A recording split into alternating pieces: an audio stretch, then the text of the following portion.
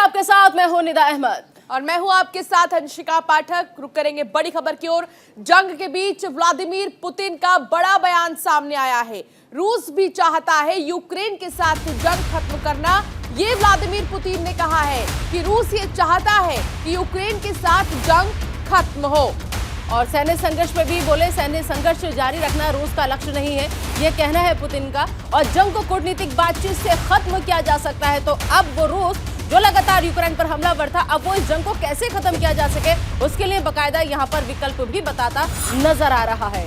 और रूस ने ऐसे वक्त में फैसला लिया है जब ज़ेलेंस्की ने मुलाकात की है जो बाइडेन से, और जो बाइडेन से मुलाकात के बाद रूस की तरफ से ये बयान सामने आया है कि वो भी ये जंग खत्म करना चाहता है। रूसी राष्ट्रपति व्लादिमीर पुतिन ने यूक्रेन से युद्ध खत्म करने के संकेत दिए हैं। पुतिन ने कहा है कि हमारा लक्ष्य सैन्य संघर्ष को बढ़ाना नहीं है, बल्कि इसके उलट इस युद्ध को समाप्त करना है।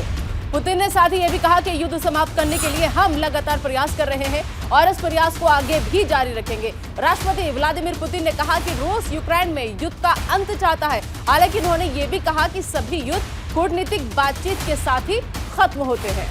पुतिन ने पत्रकारों से बात करते हुए ये भी कहा कि मैंने कई बार कहा है, दुश्मनी से दोनों पक्षों को नुकसान होता है। रूस ने लगातार कहा है कि बातचीत का रास्ता खुला है, लेकिन यूक्रेन और उसके सहयोगी अमेरिका हालात को मुश्किल बना रहे हैं। पुतिन ने इसके साथ ही ये भी कहा कि रूसी पहल के बावजूद यूक्रेन बात करने से इनकार कर रहा है।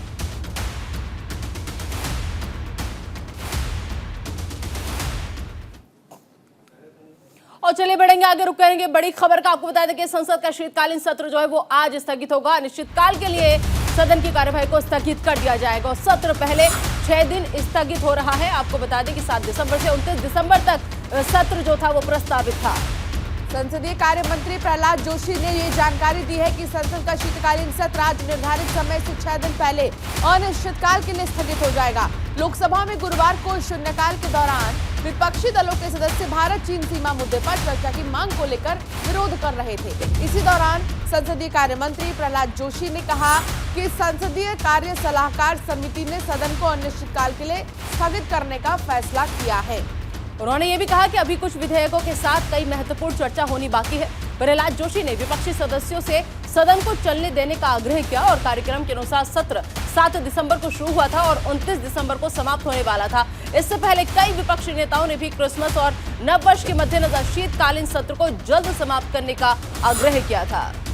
तो शीतकालीन सत्र स्थगित होने की सबसे बड़ी वजह यही है कि जो भारत और चीन सीमा पर विवाद चल रहा था और उसको लेकर चर्चा की मांग विपक्ष कर रहा है, लेकिन इस मांग के बीच हंगामा देखा जा रहा है। हंगामे में कुछ भी चर्चा नहीं हो पा रही।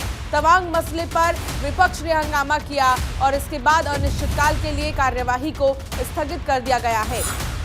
तो त्योहार की वजह से सदन स्थगित हो रहा है और आपको बता दें कि छुट्टियों की वजह से भी सत्र को स्थगित करना होगा।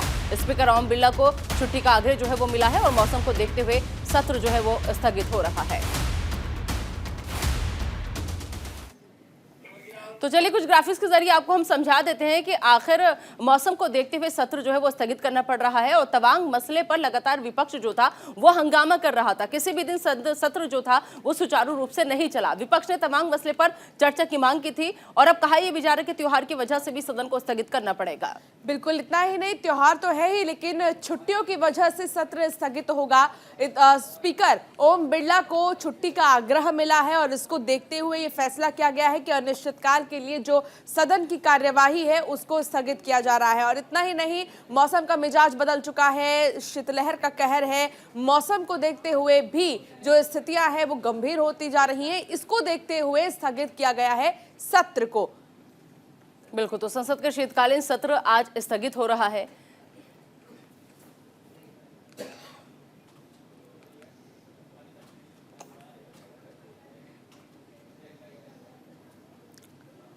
कांग्रेस चलाएगी हाथ से हाथ जोड़ो अभियान। जी हां, भारत जोड़ो यात्रा के बाद एक नया अभियान सामने आया है। दिल्ली में अभियान पर कांग्रेस की अहम बैठक में अभियान की रूपरेखा पर चर्चा होगी। तो दिल्ली में कांग्रेस नेताओं का जमावड़ा लगेगा और 26 जनवरी से ये अभियान जो है वो शुरू होगा। आपको बता दें कि कांग्रेस के कई वरिष्ठ नेता बैठक में मौजूद रहेंगे। भारत जोड़ो यात्रा के बाद दिल्ली में आज कांग्रेस के हाथ से जोड़ो हाथ अभियान को लेकर खास बैठक होने वाली है और इस बैठक में पार्टी के सभी राज्यों के प्रभारी और अध्यक्ष जो है वो शामिल होंगे। 26 जनवरी से कांग्रेस ये अभियान शुरू करने वाली है, जिसे लेकर कांग्रेस में बैठकों का दौर शुरू हो गया है।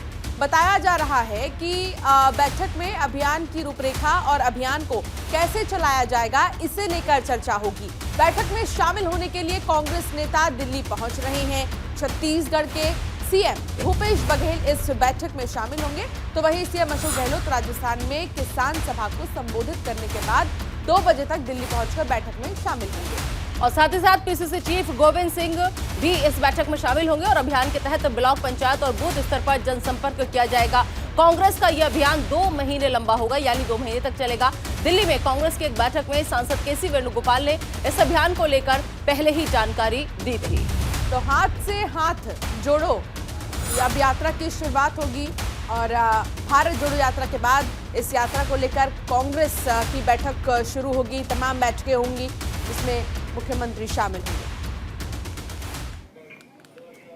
तो बिल्कुल बैठक में सीएम अशोक गहलोत यहां पर पहुंचेंगे, साथ साथ सीएम भूपेश बघेल भी बैठक में शामिल होने के लिए यहां पर पहुंचेंगे। तो हाथ से जोड़ो हाथ पर आज अहम बैठक जो है वो होने जा रही है। ग्राफिक के जरिए आपको हम इस बैठक की पूरी रूपरेखा जो है वो समझा रहे हैं। तो कांग्रेस के कई और वरिष्ठ नेता भी आज दिल्ली का रुख करेंगे और दिल्ली आज वो पहुंचने वाले हैं। बिल्कुल, सीएम भूपेश बघेल भी बैठक में शामिल होंगे। पीसीसी चीफ गोविंद सिंह भी इसमें मौजूद रहेंगे। कांग्रेस के कई और वरिष्ठ नेता भी पहुंचेंगे दिल्ली, क्योंकि अब भारत जोड़ो के बाद हाथ से हाथ जोड़ो अभियान की शुरुआत होगी। बैठक में अभियान की रूपरेखा पर भी चर्चा होगी और अभियान के संचालन पर चर्चा होगी कि आखिर इसको कैसे चलाना है, कहां से इसकी शुरुआत करनी है, कौन कौन इसमें शामिल होगा।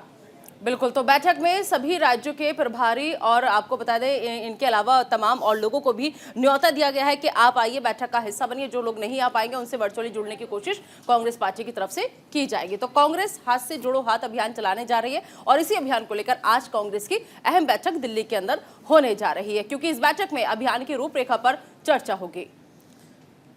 26 जनवरी से शुरू होगा ये अभियान। कांग्रेस चलाएगी हाथ से जोड़ो हाथ अभियान। और आगे बढ़ेंगे, रुक करेंगे एक और बड़ी खबर का आपको बता दें कि दिल्ली तक अब छपरा शराब कांड की गूंज जो है वो सुनाई देने लगी है, क्योंकि बीजेपी सीएम नीतीश का आज घेराव करने जा रही है और पीड़ितों को मुआवजा देने की मांग करेगी आज बीजेपी। तो वहीं दोषियों पर सख्त कार्रवाई की मांग भी कर रही है भारतीय जनता पार्टी। एनसीपीसीआर और महिला आयोग आज जाएंगे दिल्ली में। आज बीजेपी बिहार की नीतीश सरकार के खिलाफ धरना प्रदर्शन करेगी। बीजेपी ने दिल्ली में नीतीश कुमार को घेरने की पूरी तैयारी कर ली है। बिहार में शराब कांड के बाद पीड़ित अभी तक मुआवजे को लेकर परेशान हैं, जिसे लेकर बीजेपी ने बिहार के सीएम नीतीश कुमार को घेरने की तैयारी की है।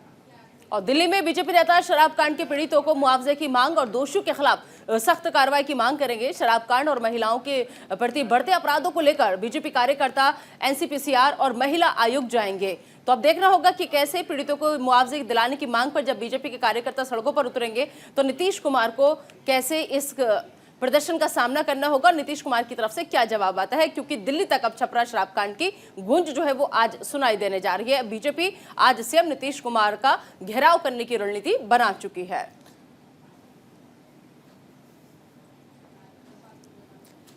तो वही इंटरनेशनल ट्रैवलर्स के लिए केंद्र ने गाइडलाइंस जारी कर दी हैं। 2% इंटरनेशनल पैसेंजर्स की रैंडम सैंपलिंग होगी।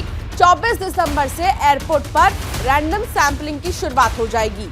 आपको बता दें कि पीएम मोदी के साथ रिव्यू मीटिंग की गई थी और उस रिव्यू मीटिंग के बाद ये फैसला लिया गया है और स्वास्थ्य गृह मंत्रालय के साथ करीब 2 घंटे तक ये मीटिंग हुई थी। तो भारत में कोरोना को लेकर हेल्थ मिनिस्ट्री ने इंटरनेशनल ट्रेवलर्स के लिए बाकायदा गाइडलाइंस जो है वो अब जारी कर दी है और इसी के तहत सभी यात्रियों को कोविड प्रोटोकॉल का पालन करना होगा और इंटरनेशनल फ्लाइट्स के 2% पैसेंजर्स की रैंडम सैंपलिंग की जाएगी।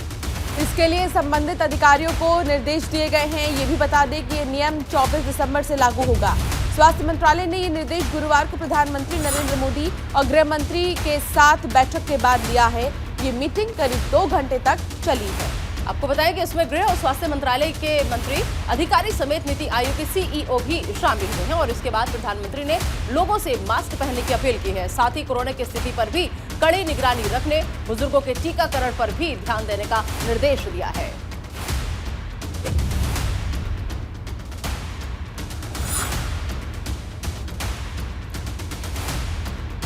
तो नई गाइडलाइंस जारी कर दी गई है हेल्थ मिनिस्ट्री की तरफ से और कहा गया है कि 2% पैसेंजर्स जो बाहर से आ रहे हैं उनके तरफ से जो रैंडम सैंपलिंग है वो अब की जाएगी। रैंडम सैंपलिंग के जरिए ये पता लगाने की कोशिश की जाएगी कि क्या कोई कोविड पॉजिटिव पेशेंट तो नहीं है, और अगर है तो फौरन उसको आइसोलेट करने की भी जानकारी मिल रही है। तो 24 दिसंबर से एयरपोर्ट पर चेकिंग स्टार्ट हो जाएंगे और पीएम मोदी के साथ एक रिव्यू मीटिंग हुई थी, हाई लेवल की मीटिंग हुई थी 3:30 बजे, और उसके बाद ये फैसला लिया गया है। तो देखिए कोरोना को लेकर तमाम जो गाइडलाइंस है वो जारी की जा रही हैं। इसी बीच प्रधानमंत्री नरेंद्र मोदी ने जो मीटिंग ली उसके तहत जो गाइडलाइन जारी किया गया वो आपको हम दिखा रहे हैं। पीएम मोदी ने स्वास्थ्य मंत्रालय के साथ एक रिव्यू मीटिंग की और इसमें गाइडलाइंस जारी किया गया। बिल्कुल, और मीटिंग में नीति आयोग के सीईओ भी शामिल हुए थे, तमाम लोग इसमें शामिल हुए थे। उसके बाद ये फैसला लिया गया है कि अब 2% इंटरनेशनल पैसेंजर्स की रैंडम सैंपलिंग जो है वो की जाएगी और साथ ही साथ 24 दिसंबर से एयरपोर्ट पर रैंडम सैंपलिंग की शुरुआत होगी। इसके अलावा हम आपको बताएं कि इंटरनेशनल ट्रेवल्स के लिए ये गाइडलाइंस जारी की गई है, क्योंकि पहले भी जब पहली लहर आई तो हम लोगों ने लापरवाही बरती थी। बाहर से जो फ्लाइट्स आ रही थी, बाहर से जो पैसेंजर्स आ रहे थे उन पर कोई ध्यान नहीं दिया गया था, और यही वजह थी कि बाहर से कोरोना ने बहुत आसानी से हिंदुस्तान में एंट्री कर ली थी। लेकिन अब जिस तरीके से केंद्र सरकार ने गाइडलाइंस जो जारी की है, यानी कि पहले से ही हमारी तैयारी है कि आने वाले खतरे से कैसे निपटा जा सकता है, लिहाजा जो जो जरूरी एहतियाती कदम है वो उठाए जा रहे हैं। बिल्कुल, तो जो जरूरी कदम है वो उठाना बहुत जरूरी है। कोरोना से डरना नहीं है बल्कि कोरोना से लड़ना है, और जो प्रोटोकॉल्स हमने ध्यान में रखे हैं, जो प्रोटोकॉल्स हमने फॉलो किए हैं ऑलरेडी, चाहे वो सैनिटाइजर लगाना हो या मास्क लगाना हो, सोशल डिस्टेंसिंग का ध्यान देना हो, इन्हीं प्रोटोकॉल्स को दोबारा से लागू किया गया है। इन्हीं प्रोटोकॉल्स को एक बार फिर से ध्यान में रखना है। तो कोरोना पर और कहां पर कौन कौन से राज्य की सरकारें अलर्ट मोड पर आ गई हैं, बताएंगे आपको, लेकिन एक छोटे से ब्रेक के बाद। और चलिए ब्रेक के बाद एक बार फिर आपका स्वागत है। रुक करेंगे बड़ी खबर की ओर। कोरोना पर यूपी सरकार अलर्ट है। सीएम योगी ने उच्च स्तरीय बैठक की है, सोशल डिस्टेंसिंग और मास्क लगाने के आदेश दिए हैं। आपको बता दें कि कोरोना के नए वेरिएंट के संक्रमण को देखते हुए दरअसल उत्तर प्रदेश सरकार भी अब अलर्ट हो गई है, और सीएम योगी आदित्यनाथ ने बृहस्पतिवार को अधिकारियों के साथ उच्च स्तरीय बैठक की, और उसके बाद ADGP law and order Prashant Kumar ने सोशल डिस्टेंसिंग के साथ मास्क और सैनिटाइजर का इस्तेमाल करने के निर्देश दिए हैं। साथ ही सभी पुलिसकर्मियों को कोरोना की सभी डोज लगवाने के लिए भी कहा है। तो वहीं लोगों से भीड़भाड़ वाले सार्वजनिक स्थानों पर मास्क लगाने और सोशल डिस्टेंसिंग का भी पालन करने की अपील की है। कल जो मुख्यमंत्री योगी आदित्यनाथ ने मीटिंग ली उसके बाद उन्होंने कहा कि एक भी केस अभी तक यूपी में नहीं आए हैं। भले ही गुजरात में 3 केस आ गए, उड़ीसा में 2 आ गए, लेकिन यूपी में अब तक एक नहीं आए हैं, और इसीलिए पुलिस प्रशासन से लेकर आम जनता तक को सतर्क रहने की बात की जा रही है। और जिसने डोज नहीं ली है कोविड की वैक्सीनेशन की, वो भी डोज ले ले। इसके साथ ही कमिश्नरेट और जिलों में भी मौजूद सभी पब्लिक एड्रेस सिस्टम को फिर से चालू करने को कहा गया है। आपको बता दें कि इंटीग्रेटेड कमांड कंट्रोल सेंटर पर पुलिस कर्मियों की तैनाती को लेकर के भी निर्देश दिए गए हैं। तो बेशक उत्तर प्रदेश में अभी तक कोई भी मामला सामने नहीं आया है, लेकिन आगे भी यही जो अभी व्यवस्था है वो कायम रहे, और जो भी सिचुएशन है उत्तर प्रदेश राज्य की वो कायम रहे, इसके लिए जो भी जरूरी दिशा निर्देश दिए जा रहे हैं, चाहे वो सोशल डिस्टेंसिंग की हम बात कर लें, मास्क लगाने की हम बात कर लें, उन तमाम बातों को लेकर आदेश जो है वो दिया गया है योगी सरकार की तरफ से। तो सीएम योगी आदित्यनाथ ने बाकायदा उच्च स्तरीय बैठक बुलाई थी इसको लेकर के, और सोशल डिस्टेंसिंग और मास्क लगाने के आदेश दिए गए हैं।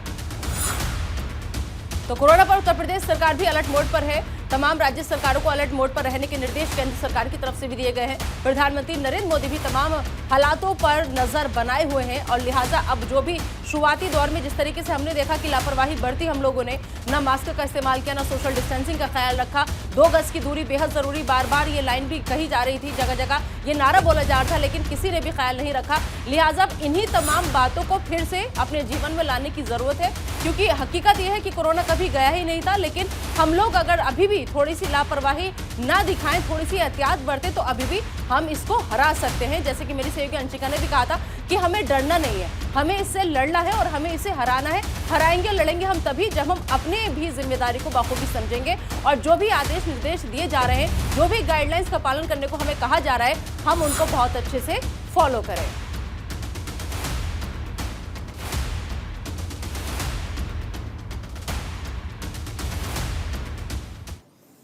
तो कोरोना के नए वेरिएंट मिलने के बाद अब भारत के सभी राज्य अलर्ट पर हैं। पटना का IGIMS अस्पताल कोविड के नए वेरिएंट को लेकर पूरी तरह से अलर्ट है। आईजीआईएमएस के डिप्टी डायरेक्टर मनीष मंडल से कोरोना से बचाव को लेकर हो रही तैयारियों के बारे में न्यूज इंडिया ने उनसे खास बातचीत की। आइए सुनते हैं उन्होंने क्या कुछ कहा। लेकर आप देख रहे हैं, आपको हम दिखा रहे हैं पटना आईजीआईएमएस में किस तरह से तैयारी की गई है। ये स्पेशल बेड बनाए गए हैं और अभी तक जो जानकारी है पूरे देश में 5 ऐसे मरीज मिले हैं और ये माना जा रहा है कि आने वाले समय में जिस तरह से चाइना, ब्राज़ील तमाम देशों में कोविड के जो मरीज हैं, जो नए कह सकते हैं कि वेरिएंट आए हैं, उसको लेकर कहीं ना कहीं अब बिहार भी पूरे अलर्ट मोड में है। और हमारे साथ आईजीआईएमएस के डायरेक्टर हैं मनीष मंडल जी, इनसे भी हम बात करेंगे। सर, बिहार भी हाई अलर्ट पे है और स्वास्थ्य विभाग अलर्ट पर रखा गया है, क्या व्यवस्था है नए जो वेरिएंट आए हैं? मैं डिप्टी डायरेक्टर हूं, डॉक्टर मनीष मंडल, और मेडिकल सुपरिटेंडेंट भी हूं। अभी जो हमारी शुरुआती जो हम लोगों ने प्रिपरेशंस किया है उसमें अभी आप देख सकते हैं ये कोविड वार्ड बनाया गया है और जैसे जैसे मरीज़ आना शुरू होंगे हम लोग अपनी कैपेसिटी बढ़ाते जाएंगे। पिछले बार ऑक्सीजन की कुछ दिक्कतें आई थी, इस बार ऑक्सीजन की दिक्कत भी नहीं है क्योंकि हम अपना यहाँ जनरेशन प्लांट और अपना जो है 40 KL का हमारा जो है सपोर्ट सिस्टम है, तो किसी भी तरह की दिक्कत की इस बार गुंजाइश नहीं है। बिल्कुल, तो आप बिल्कुल पैनिक ना होए और डॉक्टरों की सलाह है कि भीड़ भाड़ से बचें और ये बराबर कहा गया है कि 2 गज की दूरी, मास्क है ज़रूरी। यानी कि भारत सरकार ने भी ये अपील किया है, स्वास्थ्य विभाग ने अपील किया है कि आप भीड़ भाड़ से बचें और ऐसे में पटना में भी अब तैयारी पूरी हो चुकी है और अगर इस तरह के कोई भी पॉजिटिव मरीज़ मिलते हैं तो उनके इलाज की पूरी व्यवस्था की गई है। सहयोगी ऋतिक के साथ संजीव राय, न्यूज़ इंडिया, पटना। तो वहीं कोरोना को लेकर समीक्षा बैठक हुई है। सीएम बोम्मई की अध्यक्षता में बैठक हुई है। कोरोना के नए वेरिएंट को लेकर मंथन भी हुआ है। कर्नाटक के मुख्यमंत्री बसवराज बोम्मई ने स्वास्थ्य मंत्री, विशेषज्ञों और अधिकारियों के साथ कोविड की समीक्षा बैठक की। और इस दौरान आपको बता दें कि कोरोना के नए वेरिएंट के साथ साथ कोरोना संक्रमण पर लगाम लगाने पर चर्चा की गई है। इसके साथ ही सीएम मुंबई ने यह कहा कि विदेशों में कोविड संक्रमण बढ़ने के कारण केंद्र सरकार और केंद्रीय स्वास्थ्य विभाग ने नोटिस दिया है, हम बूस्टर डोज प्रोग्राम करने की सोच रहे हैं। साथ ही साथ उन्होंने कहा कि मैं जनता से अनुरोध करता हूं कि किसी भी तरह से घबराएं नहीं, सरकार सबकी सलाह लेकर एहतियाती कदम उठाने के लिए प्रतिबद्ध है। बिल्कुल, तो सीएम बोम्मई की अध्यक्षता में ये बैठक हुई है। हालांकि बीते दिन कई राज्यों के मुख्यमंत्रियों ने समीक्षा बैठक ली है केंद्र के कहने के बाद कि राज्य सरकारें भी अलर्ट हो जाएं कोविड को लेकर, चाहे कर्नाटक हो, यूपी हो, हरियाणा हो, उड़ीसा हो या महाराष्ट्र, हर जगह मुख्यमंत्रियों ने बैठक ली है, समीक्षा बैठक की है और कुछ गाइडलाइंस और कुछ दिशा निर्देश जो हैं वो विभागों को जारी किए हैं कि सतर्क रहें, सावधान रहें। तो इस नए वेरिएंट को लेकर सरकार जो है वो अलर्ट है। सीएम स्टालिन ने बड़ी बैठक की है। कोरोना के मौजूदा हालात पर इस बैठक में मंथन किया गया है। तो चीन, अमेरिका समेत दुनिया के कई देशों में कोरोना के नए केसों में इजाफे के साथ ही भारत में भी महामारी को लेकर फिर से अलर्ट जारी कर दिया गया है। केंद्र और राज्य सरकार भी कोरोना को लेकर हरकत में आ गई है। इसी बीच कोरोना को लेकर तमिलनाडु और मुख्यमंत्री एमके स्टालिन ने बड़ी बैठक की है। इस दौरान मुख्यमंत्री एमके स्टालिन ने सचिवालय में राज्य के चिकित्सा और परिवार कल्याण मंत्री एमए सुब्रमण्यन, स्वास्थ्य सचिव और अन्य स्वास्थ्य विभाग के अधिकारियों के साथ कोरोना के मौजूदा हालात पर चर्चा की है। आपको बताएं कि बैठक में अधिकारियों ने नए वेरिएंट की प्रकृति, वेरिएंट को संभालने के लिए किए जाने वाले उपाय और चीन जैसे देशों में वायरस के प्रभाव को कम करने के लिए उठाए गए कदमों और नए वेरिएंट के लिए टीकाकरण की आवश्यकता के बारे में भी विस्तार से बताया।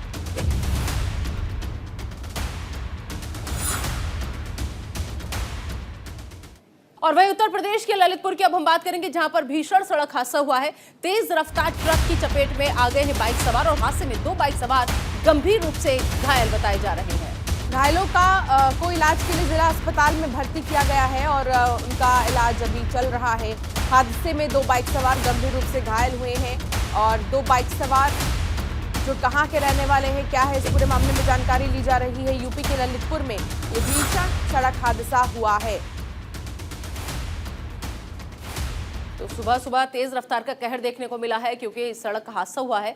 फिलहाल लोग घायल हैं, उनका जिला अस्पताल में इलाज चल रहा है। फिलहाल इस बुलेटिन में इतना ही। आप बने रहिए न्यूज़ इंडिया के साथ।